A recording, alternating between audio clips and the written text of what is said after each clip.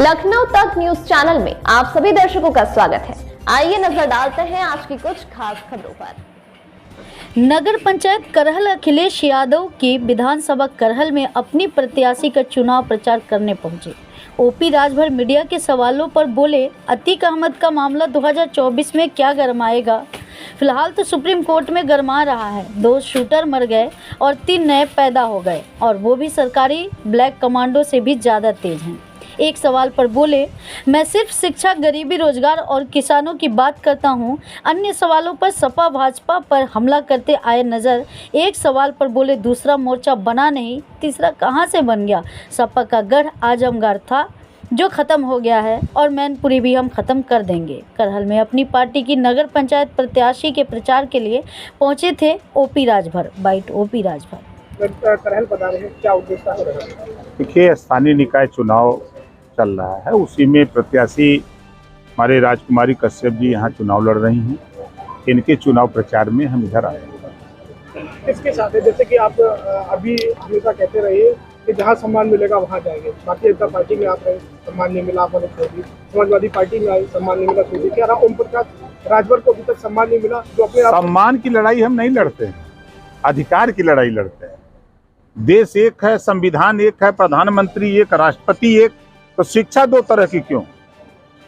अमीर का बेटा कॉन्वेंट में कैसे कंप्यूटर पढ़ेगा, गरीब का बेटा सरकारी स्कूल में कैसे कौवा पढ़ेगा? इस व्यवस्था के खिलाफ कोई हिम्मत है बोलने की किसी की? अगर बोल रहा है तो ओम प्रकाश राजभर बोल रहा है। हम तो कह रहे हैं कि एक समान शिक्षा लागू करने के लिए हम लड़ रहे हैं। हम इस देश में जो वंचित शोषित है उनको समझा रहे हैं कि एक समान अनिवार्य फ्री शिक्षा के लिए आप लड़ो। आज गरीबों को फ्री इलाज के लिए लड़ाई हो। आज देश में अमीरों के कर्जे लाखों करोड़ माफ हो सकते हैं, तो ये किसान जो खाद बीज कीटनाशक दवा कल्टीवेटर के लिए लोन लेता है, अगर वो नहीं दे पाता है, घरेलू बिजली का बिल अगर गरीब नहीं दे पाता है, तो इनको भी डिफाल्टर, जैसे अमीरों को डिफाल्टर घोषित करके कर्जे माफ हो रहे हैं लाखों करोड़ रुपया, उसी तरह गरीबों को भी इनको डिफाल्टर करके इनका घरेलू बिजली का बिल और किसानों का कर्जा माफ क्यों नहीं करती सरकार? क्या दिक्कत है उनको? जब गरीबों की बात आती है तब फैल जाती है सरकार, अमीरों की बात आती है तो डंके की चोट पर हो जाता है। हम तो इसी बात को लेके हैं। आज प्रदेश में जरूरत है गरीबों के इलाज फ्री करने का। हम घूम करके पूरे प्रदेश के 75 जिले में टटोलते हैं। हम जहूराबाद में 6 साल के अंदर 11 करोड़ 22 लाख रुपया हम इलाज के लिए, ऑपरेशन के लिए दे चुके। लेकिन जब दूसरी जगह जाते हैं, दूसरी विधानसभा में जब पूछते हैं तो कोई उत्तर नहीं मिलता है कि हमको भी इलाज के लिए पैसा कोई दे, कोई विधायक दे। तो ये कानून क्यों नहीं बन जाता कि जब सरकार के पास पैसा है तो गरीबों का इलाज फ्री करने के लिए कानून बन जाए? ये कानून बनाने के लिए हम लोग, भारतीय समाज पार्टी के लोग, हम लोग चुनाव मैदान में इसी बहाने जनता के बीच में जाकर के हम लोग बताते रहते हैं कि आज जातियों की गिनती नहीं है।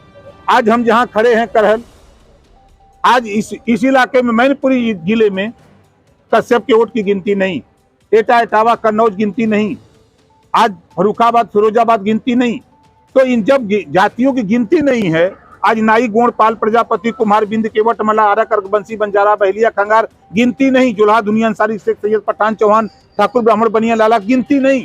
खाली सब मनमानी लोग बताते रहते हैं कि इतना वोट हमारा, इतना वोट हमारा।